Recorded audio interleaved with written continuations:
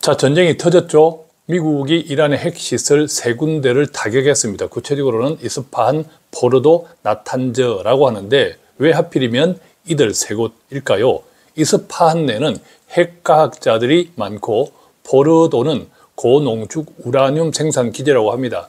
나탄즈는 가장 크고 오래된 농축 우라늄 기지라고 하네요. 그래서 이스파한이 머리라면 포르도가 심장, 나탄즈가 척수라는 분석도 있습니다. 어쨌든 미국은 이란이 가장 애지중지하는 핵 관련 시설을 직접 타격했습니다. 전 세계가 중동에 집중하는 이유입니다. 그렇다면 앞으로의 중동 문제는 어떻게 될까요? 예컨대 미국이 참전하는 전면전으로 치달을까? 또한 그랬을 때 내 자산은 어떻게 하면 좋을까? 예컨대 지금이라도 다 들고 나오는 것이 좋을까? 아니면 내 돈을 불릴 수 있는 기회로 생각해야 할까? 자, 지금부터 중동 전쟁 앞으로 어떻게 될까? 그리고 내 돈을 어떻게 하면 좋을까를 지금 현재 시점에서 우리가 깨달아야 할 3가지를 중심으로 시작합니다. 자, 이번에 미국이 이란의 핵시설을 타격한 미사일 이름이 벙커버스터라는 폭탄인데 벙커버스터는 이번에 실전에 처음 사용했다고 합니다.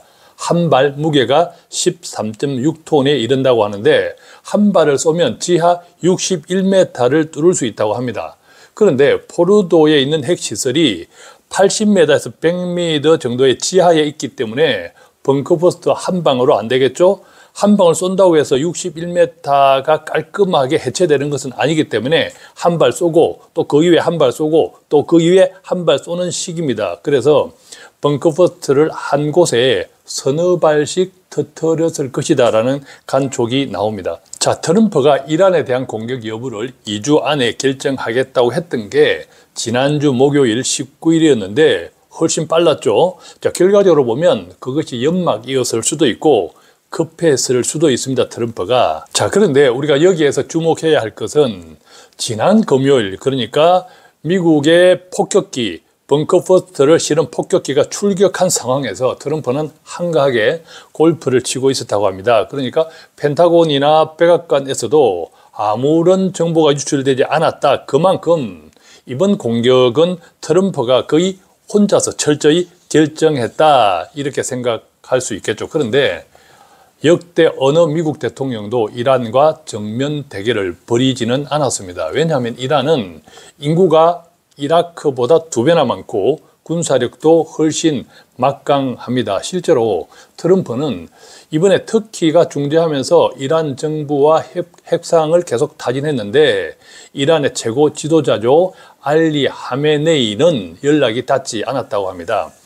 이번 협상을 위해서 미국의 JD 벤서 부통령도 날아갈 준비를 하고 있었고 심지어 트럼프도 직접 날아갈 생각도 있었다고 하는데 이란은 이스라엘이 공격을 중단하지 않는 이상 미국과 협상할 이유가 없다라는 입장이 확고했다고 합니다. 따라서 이번 트럼프의 엄청난 도박이 어떤 결과를 불러올지 알 수 없다고 경고하는 목소리도 많습니다.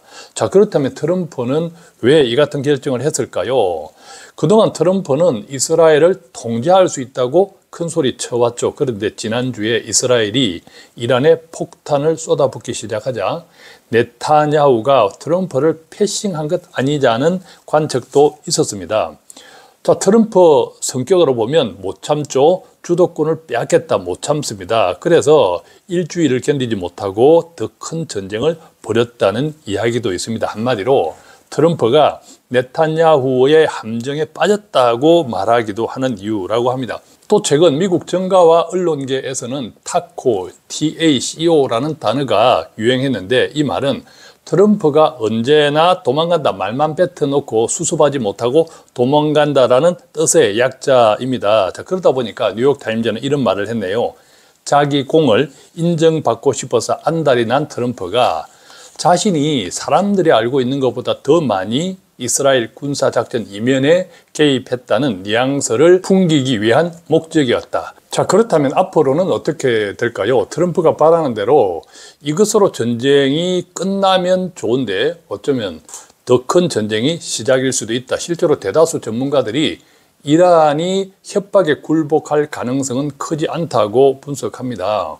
또한 이번에 미국의 폭격이 실패했을 수도 있다라는 의견도 조심스럽게 나오고 있는데 그 때문에 이란은 회복 불가능한 피해는 없다라고 주장합니다. 실제로 방사능 오염 징후가 없다는 관측도 나옵니다. 그러니까 제대로 타격했다면 방사능이 유출되었을 수도 있겠는데 오염 징후가 없다. 물론 이란이 현 시점에서 미국에 정면 대응하는 것도 쉽지는 않습니다. 왜냐하면 이란이 보유한 탄도미사일 그리고 순항미사일 사거리가 미국 본토까지는 나오지 않거든요. 또한 트럼프라는 사람이 워낙 예측이 불가능하고 충동적인 인물이기 때문에 어떤 짓을 할지 모른다는 고민도 있습니다. 그래서 미국이 아니라 이란 입장에서는 당장은 이스라엘 공습을 강화할 가능성이 크다는 이야기가 나오는 것도 그 때문이고 호르무즈 해협 폐쇄를 선언한 것도 그 때문인데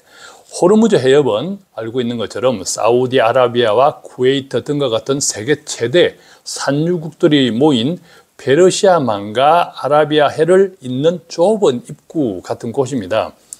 원유와 LNG 수송의 각각 25%와 20%가 이곳을 지난다고 하는데 그래서 만약 이란이 이곳을 작정하고 통제하면 어떤 선박도 지나갈 수 없습니다. 당연히 미국은 물론 세계 경제에 심각한 타격이 될 수밖에 없겠죠. 우선은 기름값도 문제입니다.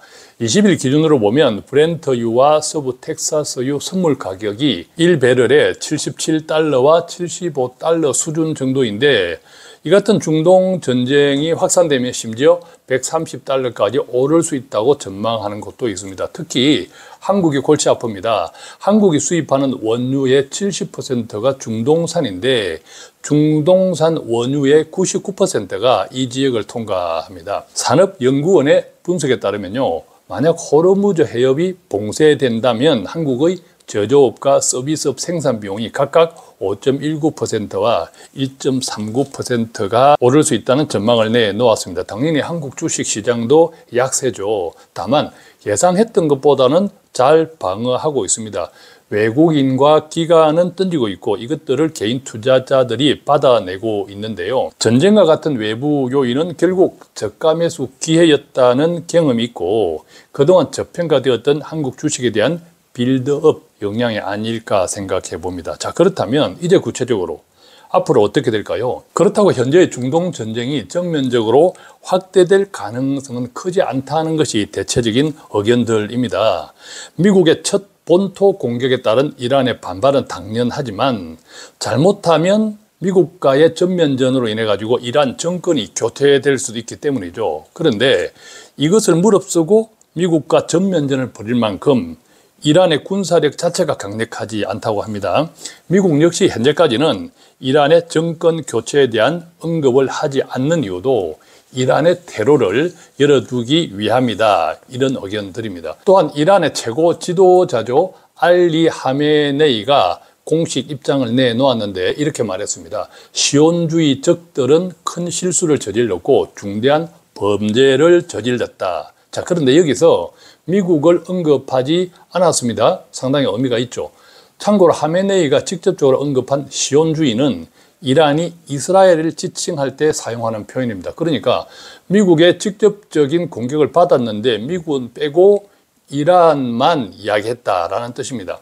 또한 이란이 실제로 호르무즈 해협 봉쇄를 선언은 했지만 그것이 현실화될 가능성은 좀 지켜봐야 한다. 왜냐하면 전선이 미국뿐만 아니라 호르무즈 해협 봉쇄로 인해서 경제적인 고통을 받아야 하는 서방국들까지 개입하는 확전 상황이 될 수도 있는 것도 부담이지만 이란의 모든 무역선들도 호르무즈 해협을 이용하고 있기 때문이기도 합니다. 그래서 전문가들 사이에서도 중동 전쟁이 확전되기보다 결국 협상으로 타결될 것이라는 전망이 조금 더 우세하다. 심지어 미국의 핵시설 폭격이 오히려 중동 리스크를 완화시키는 분수령이 될 수도 있다라는 낙관적인 견해도 있습니다.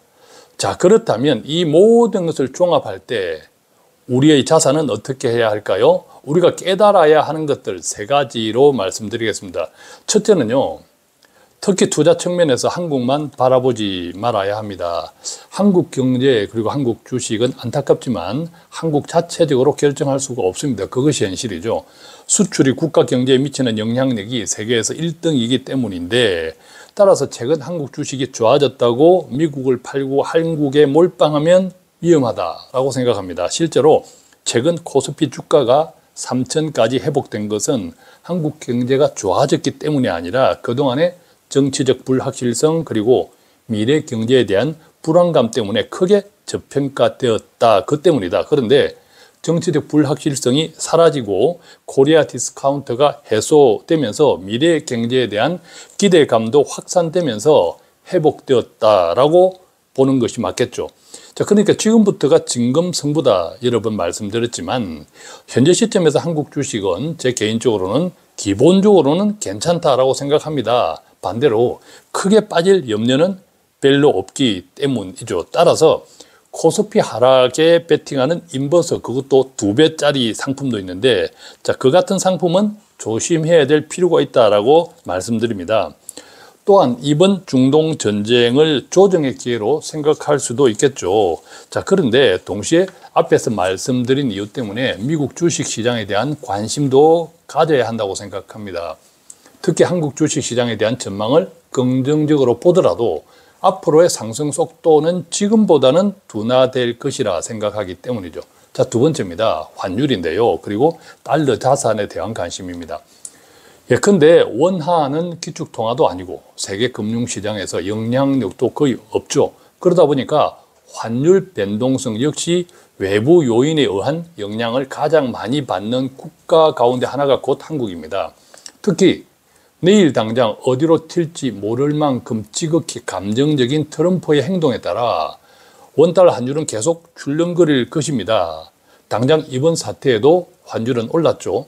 그래서 항상 강조하지만 한국 사람들에게 달러는 기회임과 동시에 때로는 안전자산으로서의 구실도 한다. 그렇다고 제가 한 투자를 하라는 것은 아닙니다. 그것은 주식 투자보다 위험할 수 있기 때문인데, 따라서 환 투자가 아니라 달러 자산 항상 강조드립니다. 달러 자산, 즉 한국 시장에 대한 관심과 함께 주식이든 채권이든 ETF든 미국 금융 상품에도 관심을 가지는 것이 좋다고 생각합니다. 마지막 세 번째입니다. 결국 지나갑니다. 지난 4월 달 미국 주식시장이 크게 폭락했고 5월에 대부분 회복했죠. 그것은 대부분 사람들의 예상보다 훨씬 빨랐습니다.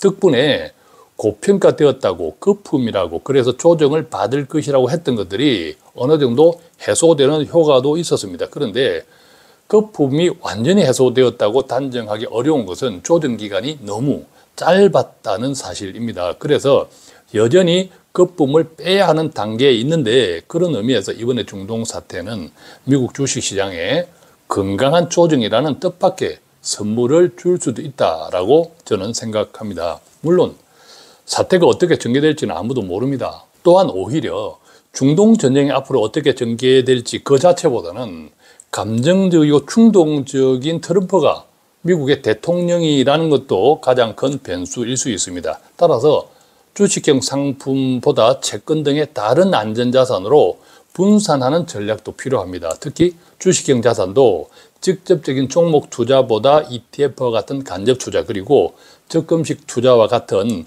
분할 매수와 배당형 ETF도 관심을 가져야 한다. 그것도 지금까지 말씀드린 이유 때문입니다. 자, 오늘은 이렇게 미국의 이란 핵시설 직접적인 공격, 자, 그 때문에 전 세계가 중동의 귀와 눈이 쏠려 있는데, 그렇다면 앞으로 중동 전쟁은 어떻게 될 것이고 나의 자산은 어떻게 해야 될지 많이 불안해하고 걱정하시는 분들이 많을 건데, 오늘 제가 드린 말씀이 조금이라도 도움이 되었으면 좋겠습니다. 고맙습니다.